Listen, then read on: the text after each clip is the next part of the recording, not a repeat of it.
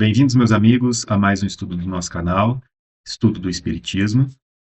Hoje nós estamos fazendo algumas reflexões, um estudo acerca desta mensagem trazida pelo Espírito André Luiz.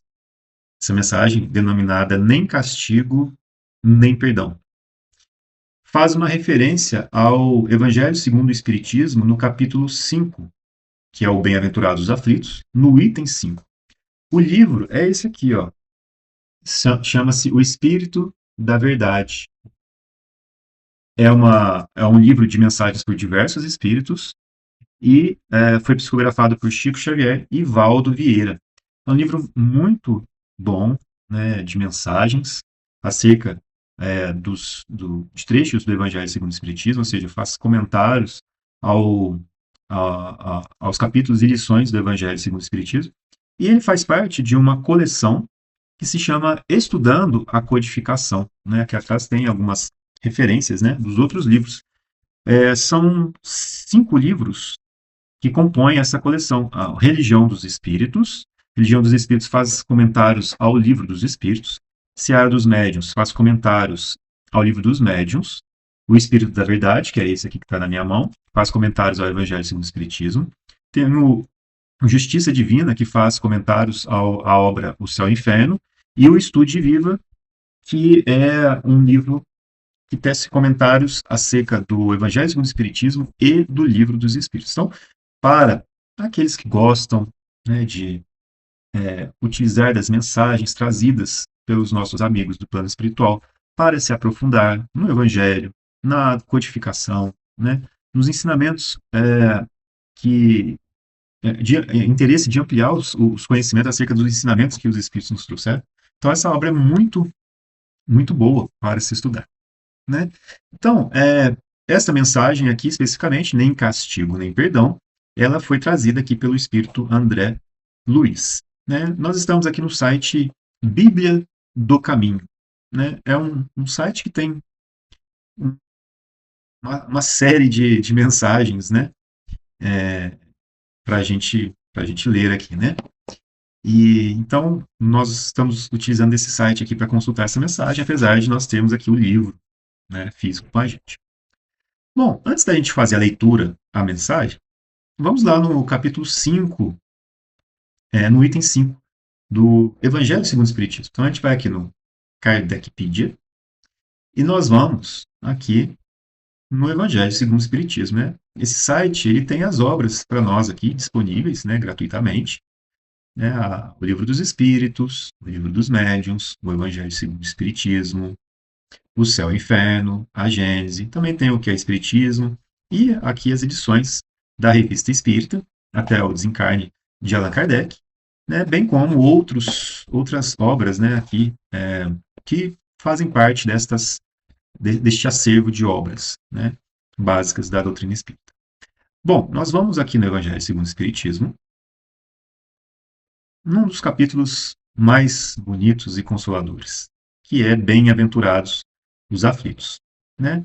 A gente já falou várias vezes desse capítulo aqui nos nossos estudos, né?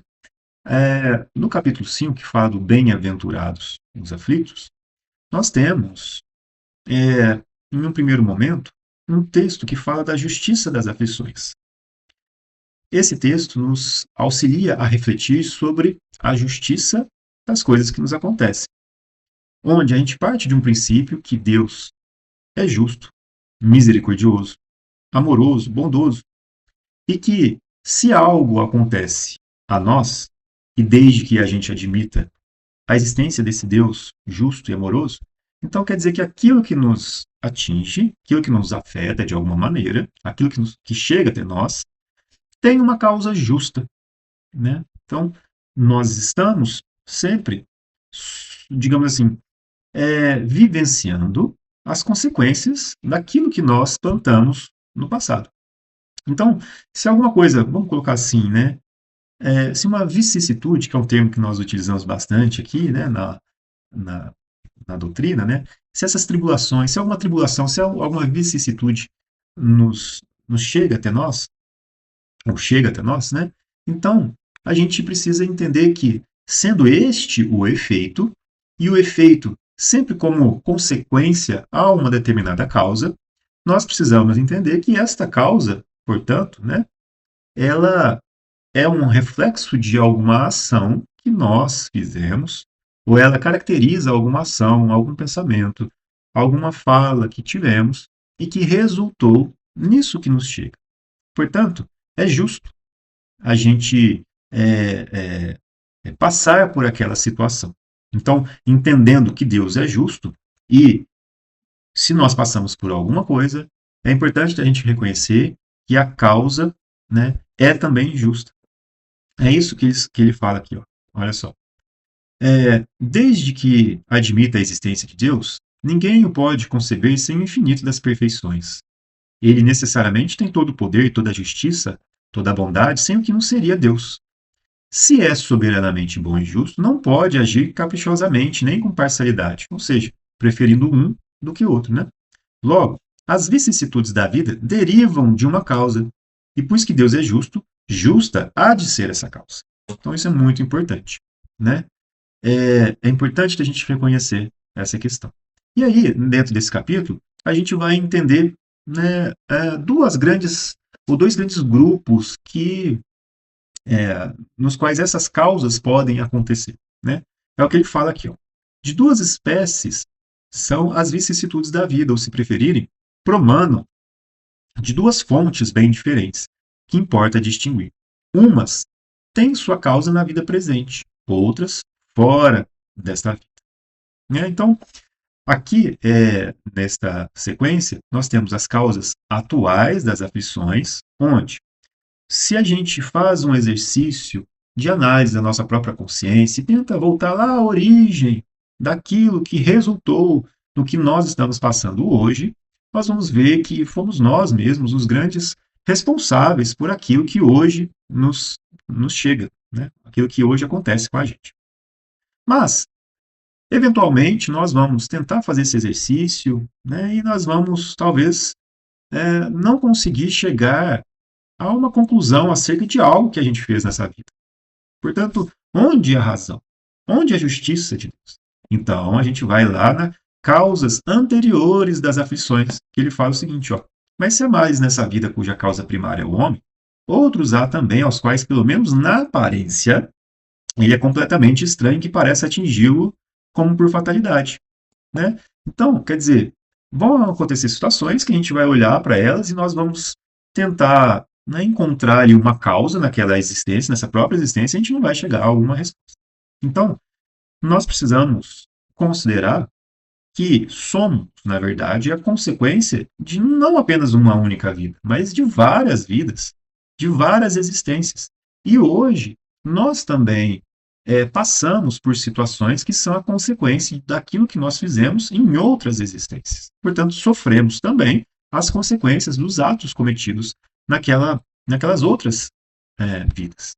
E isso se traduz como sendo uma oportunidade para nós.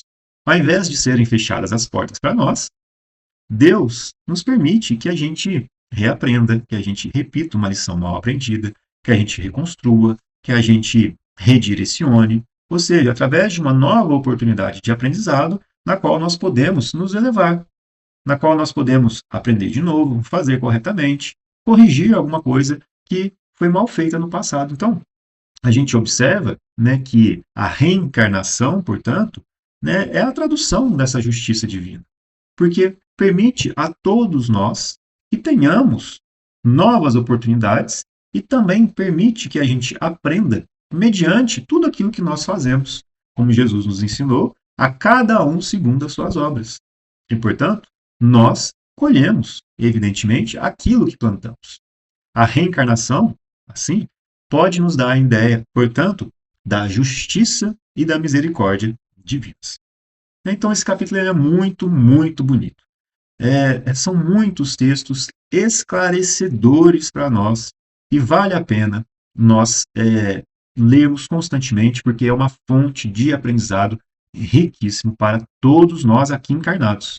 Porque através também desta compreensão, nós podemos compreender, né, o que Jesus quis dizer com o sendo, né, Bem-aventurados os aflitos, ou seja, felizes aqueles que sofrem.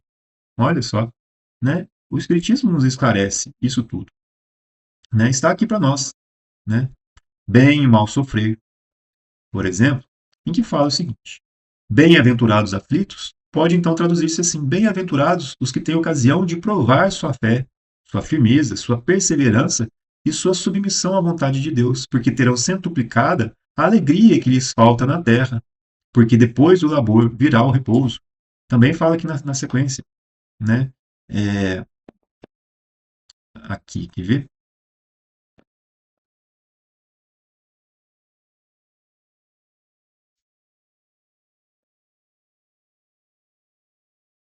Aqui, ó, no Motivos de Resignação.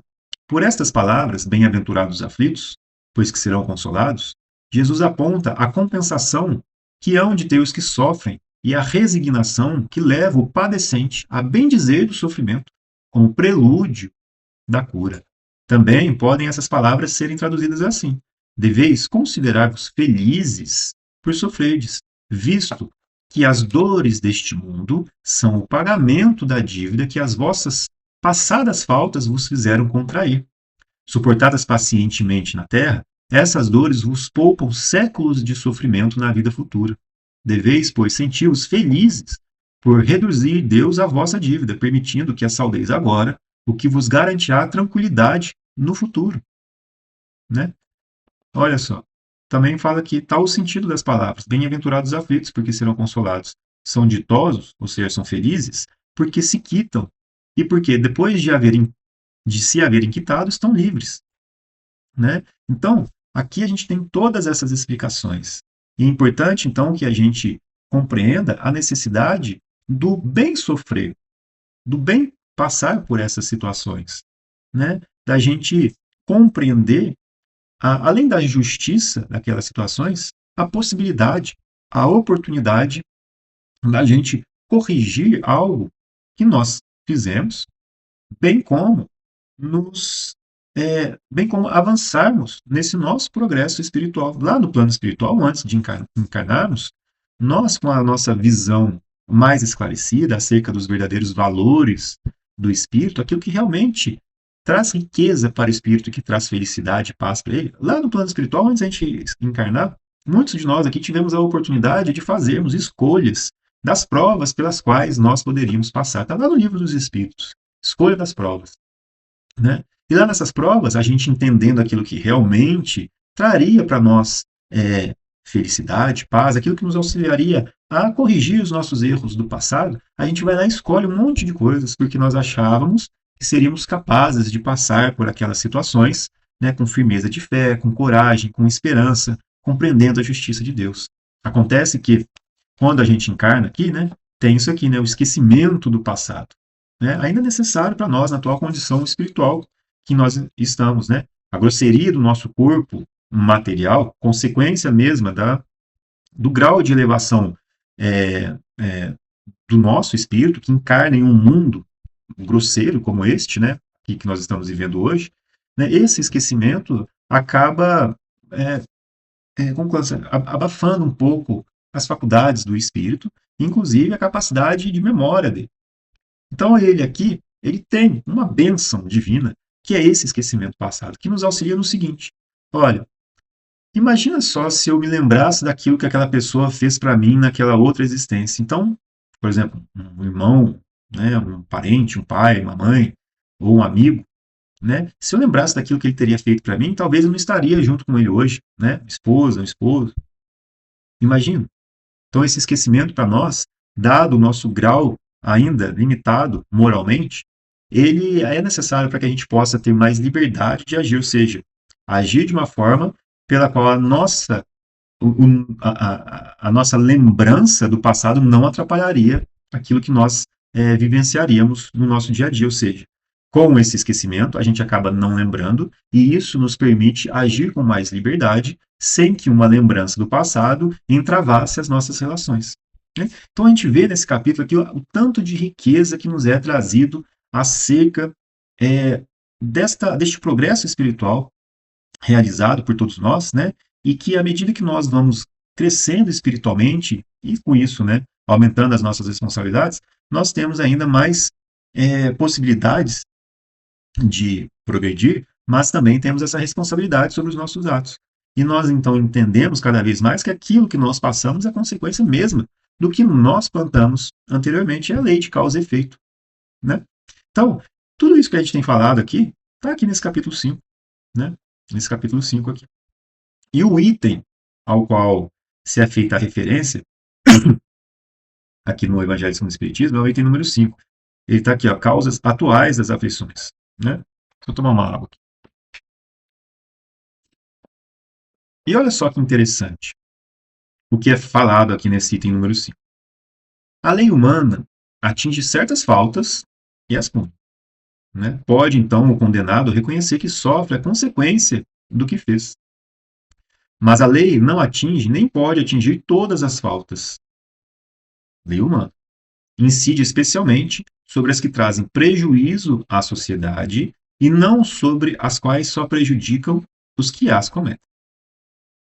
Deus, porém, quer que todas as suas criaturas progridam e, portanto, não deixe impune qualquer desvio do caminho reto. Você fala assim, Jesus ensinou isso? Jesus ensinou isso. Ele fala em uma passagem, deixa eu até procurar aqui para a gente ver certinho como ele fala. Ele fala assim, ó, enquanto a justiça não ultrapassar a dos fariseus, aí eu coloco aqui um termo-chave e eu consigo lembrar exatamente qual que é. Olha só. Tá aqui, ó, em Mateus, o capítulo 5, né, lá fala no Sermão do Monte, então, né? No versículo 20 a 30, olha só, em que Jesus nos ensina. Porque vos digo que se a vossa justiça não exceder em muito, a dos escribas e fariseus, ou seja, dos homens, jamais entrareis no reino dos céus. Olha só os ensinamentos novos que Jesus nos trouxe, né? Então, ele traz esse ensinamento para nós. E onde que ele está, ou aqui se é feita essa referência, o que, que Jesus está querendo dizer para nós? Que não é só o ato exterior, que como aqui o Evangelho está esclarecendo para nós, não é só o ato exterior que né, é visível aos outros e que poderia ser ali, de certa forma, né, percebido pela justiça divina, não, perdão, pela justiça humana. Não são só esses atos que são percebidos que realmente trazem prejuízo para nós. E que, portanto, a gente fica um pouquinho mais né, com receio de extrapolar aqueles limites. Né? Ele não está falando só disso. Ou seja, não é só para que eu me preocupe com os atos que eu faria que estariam, de certa forma, infringindo leis que foram estabelecidas pelo homem e que estas leis seriam aquelas que eu poderia né, cair ali e, portanto, infringindo, ser reconhecido pelos próprios homens como um infrator. O que Jesus quis dizer é que nós devemos extrapolar esta lei para não apenas o exterior, mas muito mais para o interior. Né? Ele até coloca aqui na frente, ó. Ouvistes o que foi dito aos antigos, né? Ou seja, está lá, por exemplo, nos 10 mandamentos, não matarás. Né? E quem matar estará sujeito a julgamento. Ok, isso foi o que era o anterior. Mas olha só, eu, porém, vos digo que todo aquele que se irar contra seu irmão estará sujeito a julgamento. E quem proferir um insulto a seu irmão estará sujeito a julgamento do tribunal. Né? E assim sucessivamente. Falando o quê? Falando do pensamento, do interior, daquele sentimento que a gente nutre contra o outro. Contrário, portanto, à caridade. Mas que ninguém precisa saber, só você, só você e Deus. Você pode não exteriorizar aquele seu pensamento, aquele seu sentimento. E, portanto, você nunca estaria sujeito a ser pego pelas leis dos homens. Entretanto, se ali ainda existir dentro de você esse pensamento, contrário à caridade para com o seu irmão, quer dizer, a gente ainda não aprendeu o que nós precisamos aprender com relação ao Pai amoroso.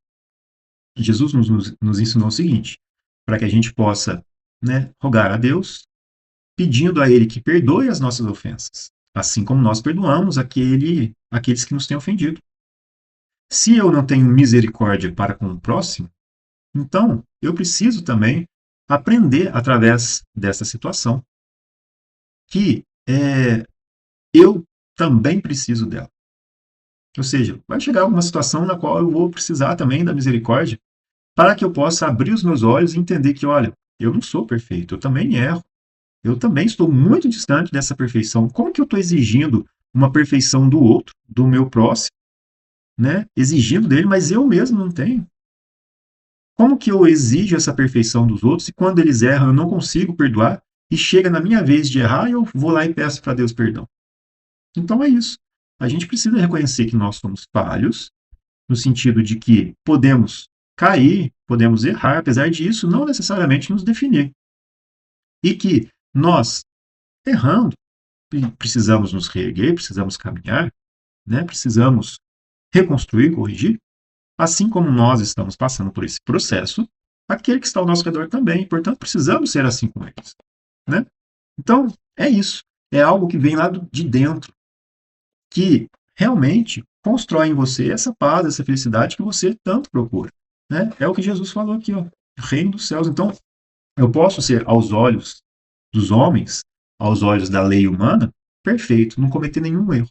Mas se dentro de mim ainda existe tantas coisas contrárias à caridade, então meu espírito, na sua essência, ainda não consegue encontrar este reino dos céus que Jesus nos fala. Né? Essa paz, essa felicidade que nós construímos dentro de nós, é o próprio espírito. Né? Então, é muito importante, né, a gente pensar nisso. Porque, olha só, Deus quer que todas as suas criaturas progridam e, portanto, não deixe impune qualquer desvio do caminho reto. E quando nós estamos falando de Deus, nós não estamos nos referindo à lei humana. Nós estamos falando, né, não da lei humana apenas, que ela também é necessária. Né? E ela é alterável de acordo com as demandas da sociedade, de acordo com o progresso que a sociedade alcançou. As leis de hoje não são as leis de 10 mil anos atrás. Né? Então, hoje, nós temos uma lei humana adequada à nossa condição. Agora, a lei divina é sempre única, não é alterável. Né? Então, Deus não quer que as suas criaturas. Aliás, Deus, porém, quer que todas as suas criaturas progridem e, portanto, não deixe impune qualquer desvio do caminho reto. Não há falta alguma, por mais leve que seja, nenhuma infração da sua lei que não acarrete forçosas e inevitáveis consequências, mais ou menos deploráveis. Olha que interessante. Ó, e vamos ler de novo isso aqui. Ó. Não há falta alguma, por mais leve que seja, nenhuma infração da sua lei. Infração à lei de Deus, que não acarrete forçosas e inevitáveis consequências. Isso é o que a gente conhece aqui como lei de causa e efeito, lei de retorno, né? Ação e reação dentro dessa visão do pai amoroso que nos educa. Nós não estamos falando de lei de talião, né? Olho por olho, dente por dente. Não. Nós estamos falando de um processo pelo qual o espírito passa para que ele reconheça a diferença entre o bem e o mal. Portanto, ele precisa aprender através das consequências dos seus próprios atos aquilo que dói e aquilo que não dói. Então, aquilo que a gente planta, né, a gente então vai ser forçadamente obrigado a colher no futuro. Portanto, aquilo que hoje nós vivenciamos é basicamente a consequência, é o efeito, é a consequência daquilo que em um outro momento nós fizemos. Né? E é interessante pensar que a gente está falando aqui da infração da lei, mas se nós estamos plantando bem, nós vamos colher coisas boas, como Jesus mais uma vez nos ensinou. A cada um segundo as suas obras. Né? Então, muito interessante isso aqui, a definição da lei de causa e efeito. Não há falta alguma, por mais leve que seja, nenhuma infração da lei de Deus que não acarrete forçosas e inevitáveis consequências, mais ou menos deploráveis. Mas quem que causa essa infração? Não somos nós. Não somos nós aqueles que infringimos a lei de Deus. Ou seja, não somos nós que eventualmente praticamos um ato contrário à caridade. Sim, somos nós, pela nossa própria escolha. Então, aquilo que vai resultar dessa ação, a consequência desse ato, acaba recaindo sobre nós mesmos. E quando isso recai, a quem que eu preciso enxergar como sendo o grande responsável? A mim mesmo. Então, a gente vê mais uma vez, a justiça de Deus, né, se manifesta em todas as coisas, mas dá a cada um dos seus filhos aquilo mesmo que eles criaram, como uma possibilidade para que a gente aprenda. Obviamente que esses atos guardam uma relação com o grau de conhecimento do bem e do mal que nós temos. Ou seja, à medida que crescemos e evoluímos em compreensão das leis divinas, maior a nossa responsabilidade perante os nossos atos. Né? Foi aquilo que também Jesus nos ensinou. A quem muito foi dado, muito será cobrado. Né? E a gente vai entender um pouquinho mais sobre isso também. E olha só, daí se segue que nas pequenas coisas, como nas grandes, o homem é sempre punido por aquilo em que pecou. Os sofrimentos que decorrem do pecado são uma advertência de que procedeu mal. Olha que interessante isso. E aí entra um termo, né? Essa questão do pecado. Né? Olha só. O homem é sempre punido por aquilo em que pecou. Os sofrimentos que decorrem do pecado são uma advertência de que procedeu mal. Aí você fala assim, esse termo pecado, ele soa algo, né, difícil da gente, às vezes, compreender o que seria esse pecado. Né? E essa palavra, talvez, por muito tempo, com a gente, tenha sido, né, mal compreendida, ou a gente não dá, então, um verdadeiro sentido para essa palavra. Porque a gente está falando aqui sobre infração, aqui, né? Infração das leis de Deus, que resulta em inevitáveis consequências. Né? Portanto, a punição, que seria a consequência, né, se dá com relação à origem, que é o ato da infração da própria lei. Então, o pecado aqui quer dizer infração da lei de Deus. E aí a gente precisa entender qual que é essa lei. A lei de amor e de caridade. Jesus nos ensinou. Amar Deus acima de todas as coisas e fazer ao próximo aquilo que você gostaria que vos fosse feito. Amar ao próximo como a si mesmo. Não fazer ao próximo aquilo que você não gostaria que fosse feito para você. Esta é a infração. Qualquer coisa que nós fazemos que prejudica o próximo, que a gente não gostaria que fosse feito para nós, né, nós estaríamos ali então infringindo essa lei.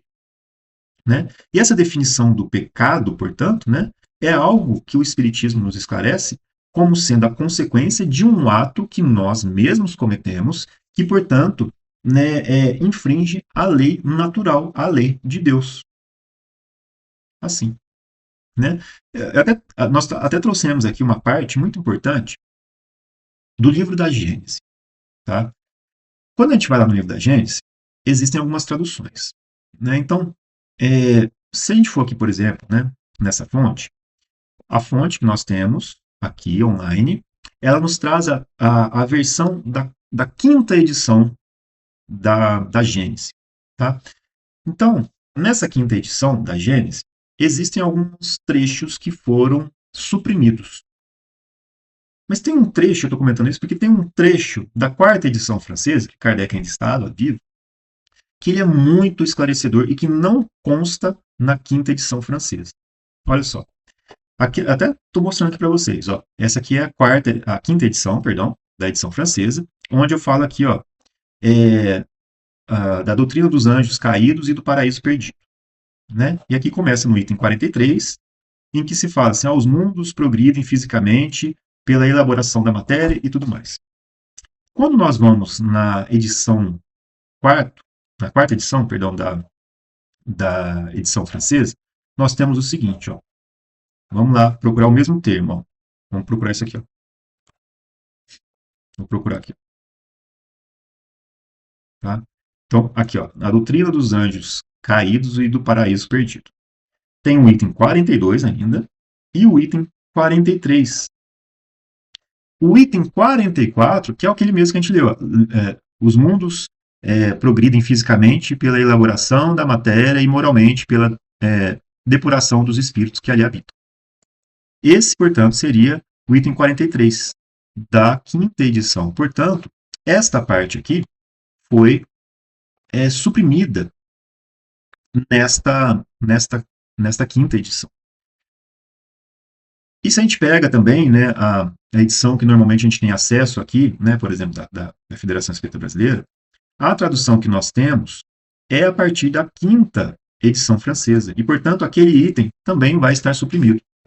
Né? Esse item, lá, está aqui na Gênese Espiritual. Olha aqui, a doutrina dos anjos decaídos. Vou até abrir aqui para nós. Ó. Tá? Doutrina dos anjos decaídos e da perda do paraíso. Tá aí, ó. O item 43 fala: os mundos progridem fisicamente pela elaboração da matéria e moralmente pela purificação dos espíritos que os habitam. Portanto, esse item aqui, que eu estou mostrando, né, para vocês, ele não consta ali naquela tradução. Então, se a gente for lá no livro que normalmente a gente tem acesso, né, por exemplo, dessa edição da Federação Espírita Brasileira, a gente não vai ter acesso a esse item aqui, ó, né? Tem até uma edição da FEAL que conta com com esse item. Eu estou comentando isso tudo porque pode ser que, eventualmente, alguém que venha a assistir esse nosso estudo possa vir a procurar esse trecho e não vai encontrar. Então, aqui a gente está tendo a preocupação de mostrar de onde está vindo, para que, eventualmente, aquele que venha a estudar a própria Gênese não encontre esse trecho, não fique na dúvida da procedência daquilo que nós estamos mostrando aqui. De toda forma, a gente vai estudar esse trecho que nos auxilia, mais uma vez, a entender essa questão das infrações às leis divinas, né, e as consequências que delas derivam. Então, eu vou tentar fazer uma tradução aqui, né, ao mesmo tempo. Tá? Então, no item 43 fala o seguinte, ó. Até que os espíritos tenham atingido um certo grau de perfeição, eles estão sujeitos a falir, seja no estado da erraticidade, seja no estado de encarnação. E aqui vem muito importante. Ó. Falir é infringir a lei de Deus, se bem que esta lei esteja inscrita dentro do coração de todos os homens, a fim de que eles não tenham necessidade da revelação para conhecer os seus deveres. O espírito só compreende gradualmente e à medida que sua inteligência se desenvolve. Então, aqui tem uma coisa muito importante, né, que fala sobre a queda. Ou seja, a gente poderia traduzir como pecado. Pecado é a infração da lei de Deus.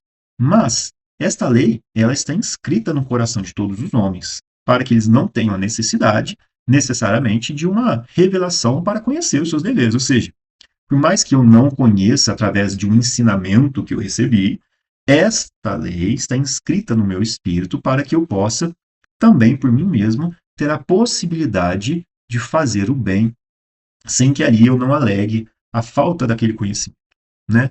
E também para que eu possa progredir, avançar gradualmente, à medida que eu vou, né, caminhando, e que esta evolução, portanto, sendo ou tendo, né, como base esta lei, me permita avançar. E é isso, né? Mas aqui ele fala, o espírito só compreende gradualmente à medida que a sua inteligência se desenvolve. Então, quer dizer, nós só vamos conhecendo essa lei à medida que nós vamos caminhando, crescendo. Qual é a consequência disso? A nossa responsabilidade. A responsabilidade sobre os nossos atos. Quanto mais eu conheço, maior é a minha responsabilidade. Portanto, se eu falo assim, falir, infringir a lei ou pecar, nós precisamos reconhecer que essas infrações guardam uma relação com o grau de conhecimento que eu tenho. Portanto, quanto mais eu conheço, quanto mais eu tenho noção do bem e do mal, maior a minha responsabilidade. Trazendo de uma forma lúdica aqui para nós. Vamos supor que você está com uma criança de 3 anos na rua, passeando com ela, você adulto já, sabe que já não pode fazer um monte de coisa. E a criança está ali, pega, você não viu, uma pedra no chão, e está passando um carro, e a criança, né, atira aquela pedra e acerta o carro, quebra o vidro do carro, né, gera um baita susto no motorista. Qual é a responsabilidade ali da criança? Que nem sabe o que está fazendo. Né? Responsabilidade mínima. Né? Porque ela não sabia o que estava fazendo, né? Foi um acidente. Né? Um acidente no sentido de que ela não tinha conhecimento da causa. Agora, se você conhece, pega a pedra no chão e você atira a pedra do carro, existe uma grande, enorme, um abismo aí entre uma situação e outra. Porque você tem a responsabilidade sobre aquele ato, você sabe discernir que aquilo não poderia ser feito. Portanto, a sua responsabilidade é muito maior. E você, portanto, poderia sofrer as consequências daquele ato, enquanto a criança não. Ela não tinha noção do que estava fazendo. É isso que está falando aqui. Ó, né? Então, aquele que infringe essa lei por ignorância e falta de experiência, que se não adquire somente, né, que se adquire somente com o tempo, não sofre ou não apresenta ali, né, uma responsabilidade, ou só apresenta uma responsabilidade relativa. Mas da parte daquele na qual a inteligência já está desenvolvida, aquele que tem todos os meios de se esclarecer, eles infringem a lei voluntariamente e fazem o mal com conhecimento de causa, né? Isso é uma revolta, uma rebelião contra o autor daquela lei. Então, assim, apesar da tradução não ter sido a melhor dos mundos, né? Mas a gente compreende aqui o que está sendo, o que está querendo dizer. Quer dizer, aquele que é ignorante, nós mesmos, enquanto espíritos, lá no comecinho, né, do nosso desenvolvimento da razão, da inteligência, do nosso livre-arbítrio, as responsabilidades sobre os nossos atos eram bem poucos, porque a gente não tinha ainda a experiência, que só é adquirida com o tempo, que é o que ele fala aqui, né? Aquele que, né, infringe essa lei por ignorância e, falta de, e faz por falta de experiência, né? Essa experiência, que só se adquire com o tempo, não sofrem uma responsabilidade, ou sofrem apenas uma responsabilidade que é relativa. Agora, da parte daquele da qual a inteligência está desenvolvida, aquele que tem todos os meios de se esclarecer, né, infringir essa lei voluntariamente, né, e cair ali, fazer o mal para os outros, com este conhecimento, aí já é realmente um ato de rebelião contra o autor daquela lei. Então a gente entra nesse termo, né, de pecado, né, que é o que a gente estava estudando aqui, né? Olha só, não há falta alguma, por mais leve que seja, nenhuma infração de sua lei que não acarrete forçosas e inevitáveis consequências, mais ou menos deploráveis. Daí você segue que, nas pequenas coisas como nas grandes, o homem é sempre punido naquilo em que pecou. Mas, aí a gente entra, né, com essa questão da responsabilidade. Quanto mais nós sabemos, principalmente agora, mais nós temos a responsabilidade sobre esses atos. Então, olha só, os sofrimentos que decorrem desta falta são uma advertência que procedeu mal.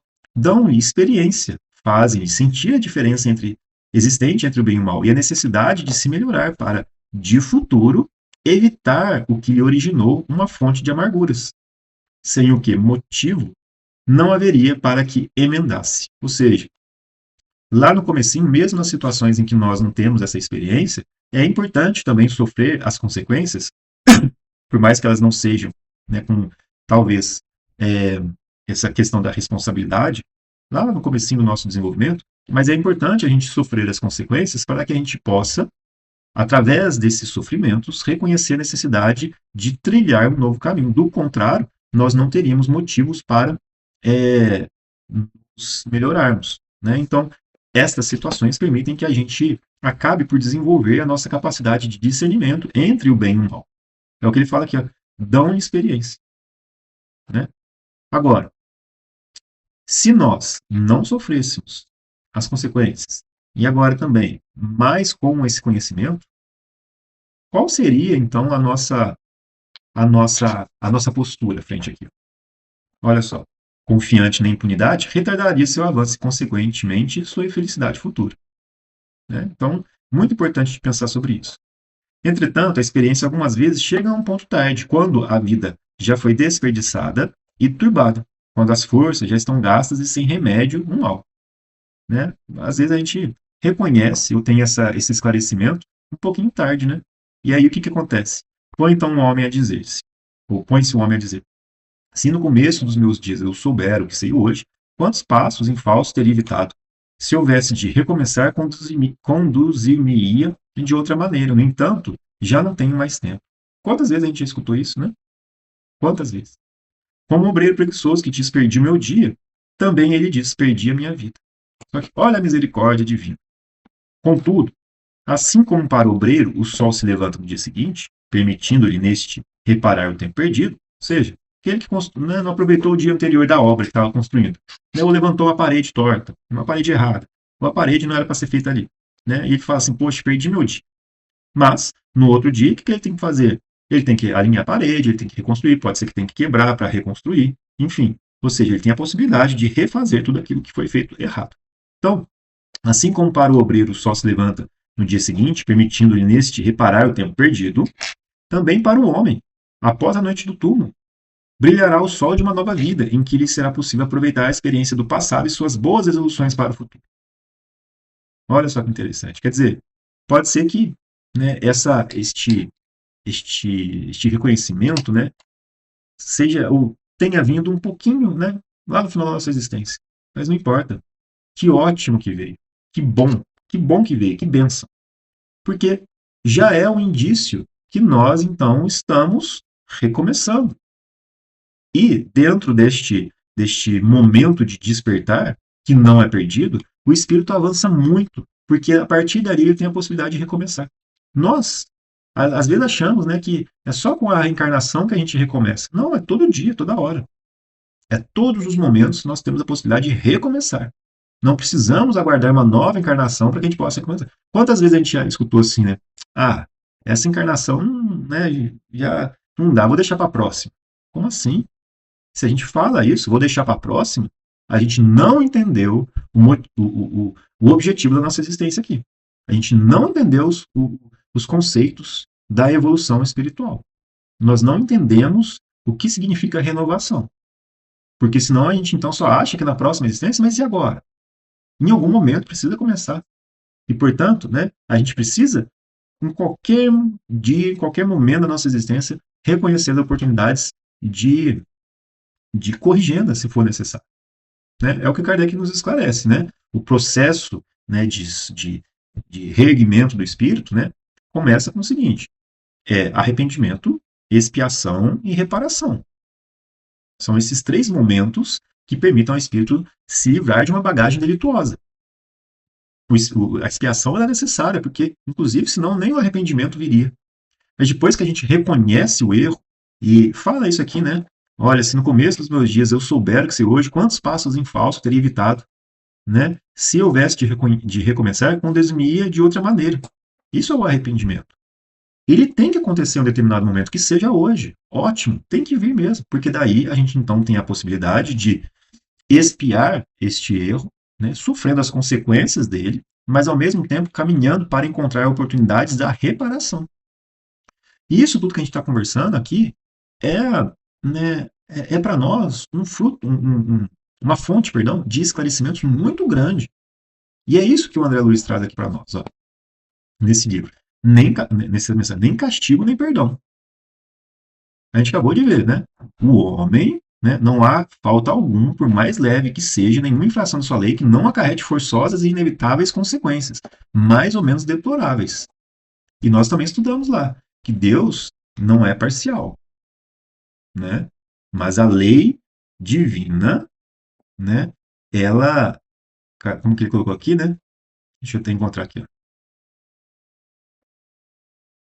Ele fala, né? Em algum momento aqui que a lei divina, ela aqui, ó. Deus, porém, quer que todas as suas criaturas progridem, portanto, não deixe impune qualquer desvio do caminho reto. Ou seja, a lei divina aqui nunca falha. Então, o que ele começa aqui é o seguinte: ó.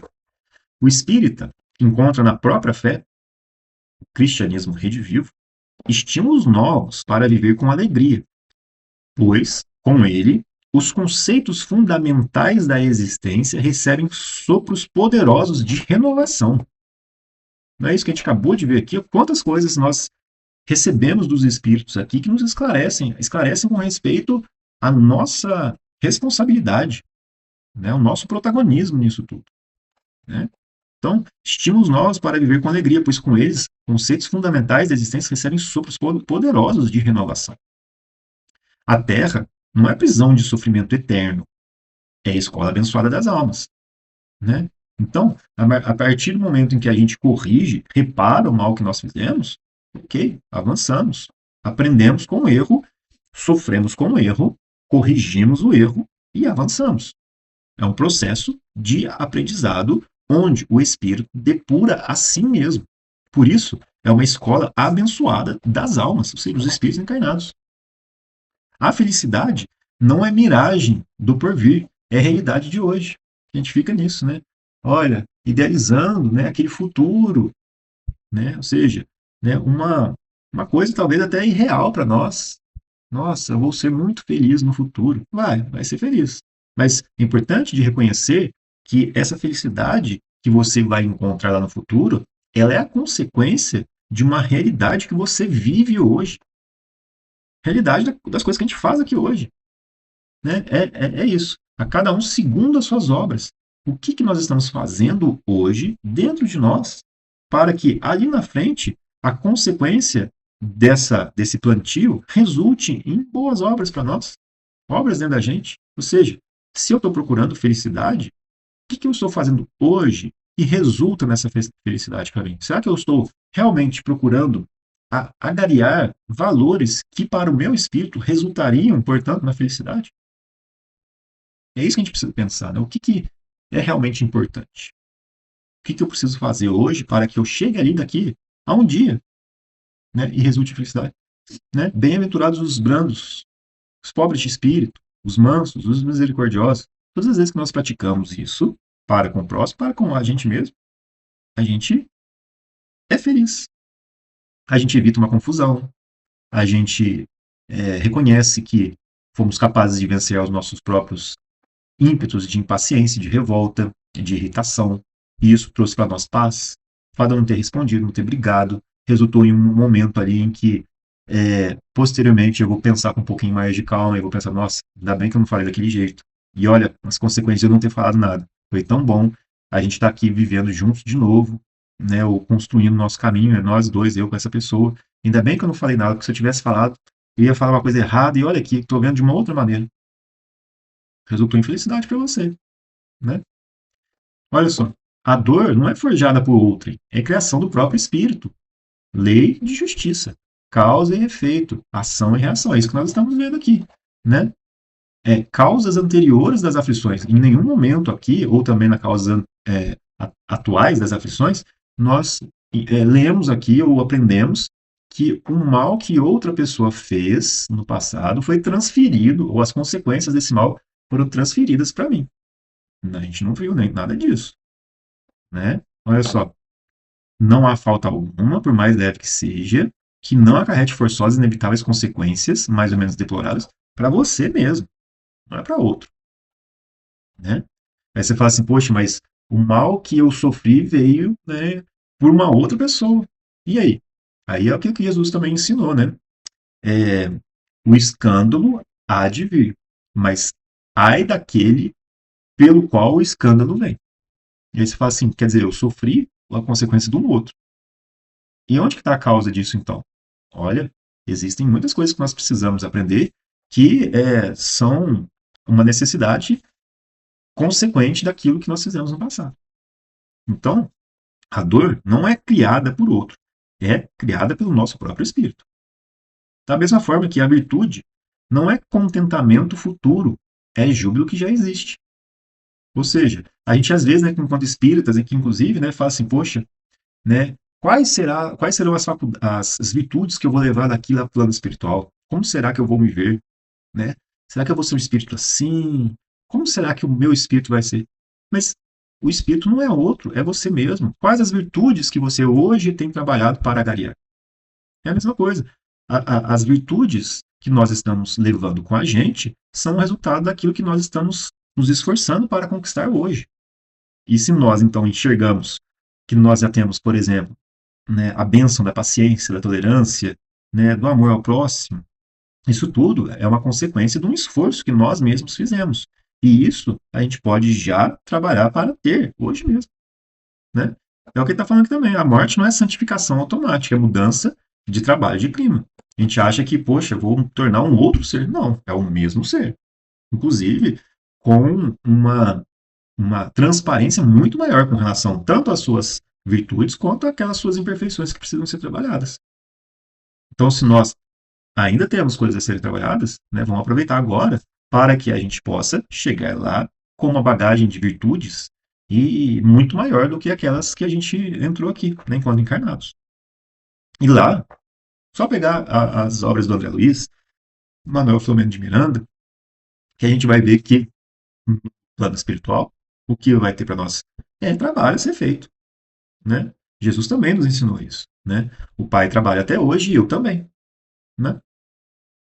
E aí, o futuro não é surpresa atordoante, é consequência dos atos presentes, é isso que a gente está falando, né? Não é ficar esperando outra coisa, um outro ser, senão aquele que a gente tem construído aqui hoje, né? Então, não existe surpresa, existe consciência tranquila do bem que poderia ser feito e que foi feito, e do mal que nós cometemos e que foi reparado através do esforço da nossa parte, né?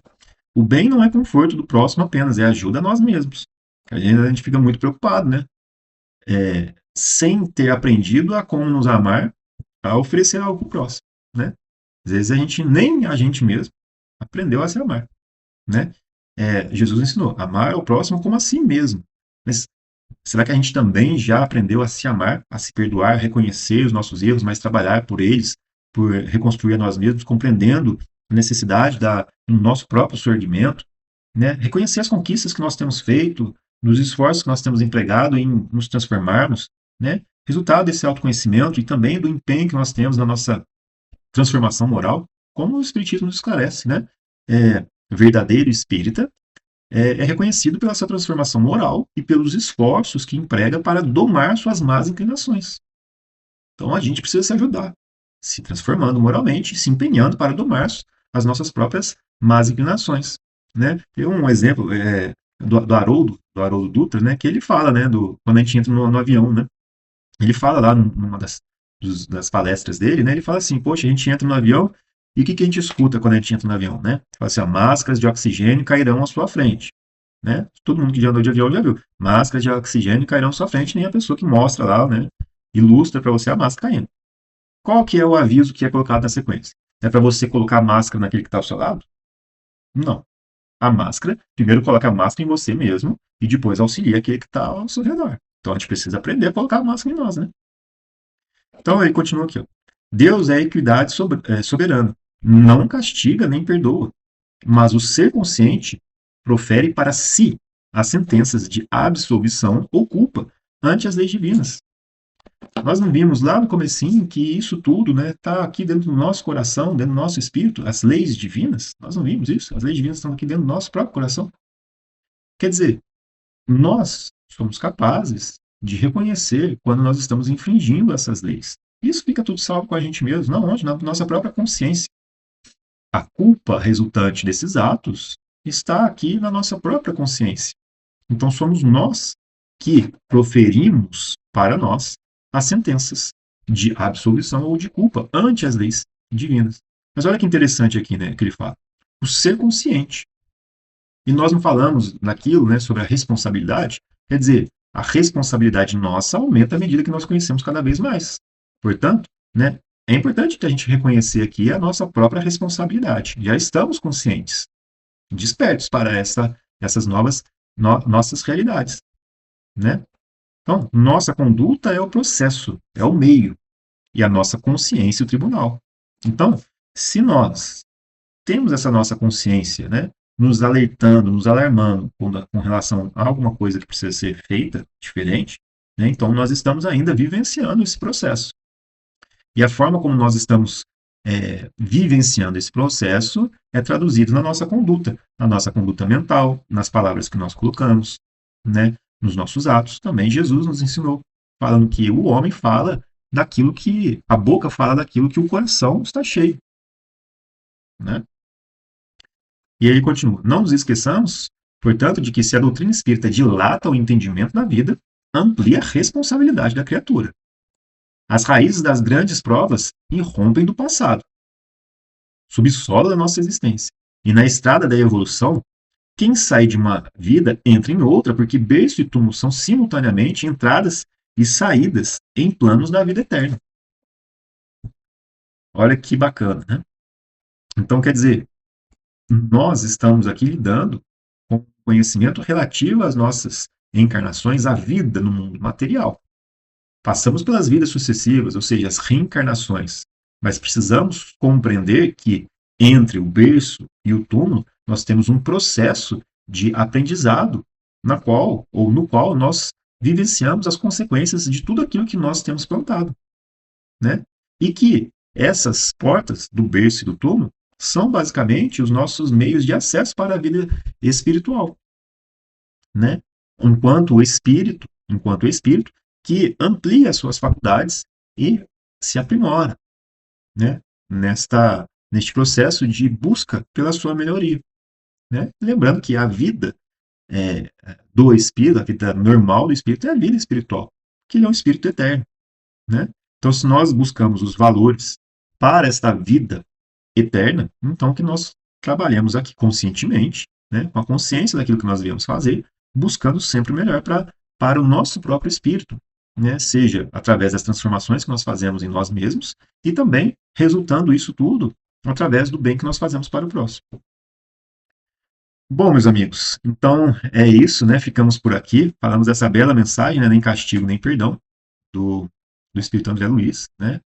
E agradecemos a Deus, agradecemos a Jesus, aos nossos amigos do plano espiritual que nos auxiliam, e agradecidos por essa possibilidade de aprendizado, né? Ficamos por aqui e nos encontramos, né, no nosso próximo estudo. Fiquem com Deus, Jesus abençoe a semana de todos. Que assim seja.